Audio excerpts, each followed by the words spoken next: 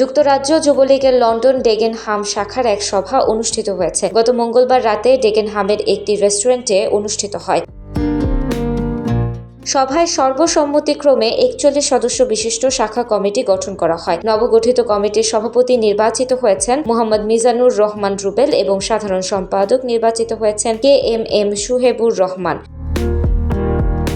পরে আলোচনা সভায় সভাপতিত্ব করেন নির্বাচিত সভাপতি মোহাম্মদ মিজানুর রহমান রুবেল। নির্বাচিত সাধারণ সম্পাদক KMM সুহেবুর রহমানের পরিচালনায় অনুষ্ঠানে প্রধান অতিথি হিসেবে উপস্থিত ছিলেন যুক্তরাজ্য যুবলীগের সভাপতি ফখরুল ইসলাম মধু। প্রধান বক্তা হিসেবে উপস্থিত ছিলেন যুক্তরাজ্য যুবলীগের সাধারণ সম্পাদক সেলিম আহমেদ খান।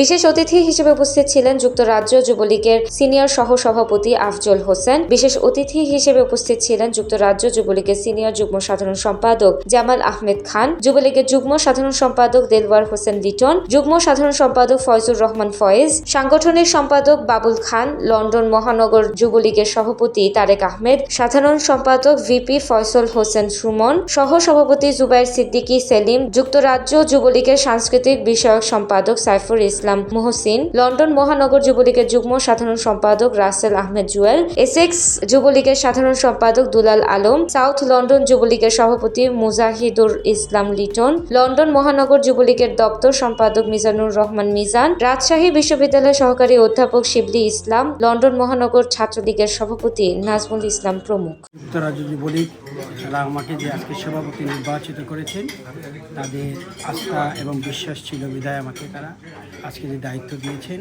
আমি আমার কমিটির সব সদস্যদেরকে নিয়ে আস্থার প্রতিদান দেব এবং তাদেরকে ধন্যবাদ এবং কৃতজ্ঞতা জানাই সুন্দর একটা কমিটি উপহার দেওয়ার জন্য।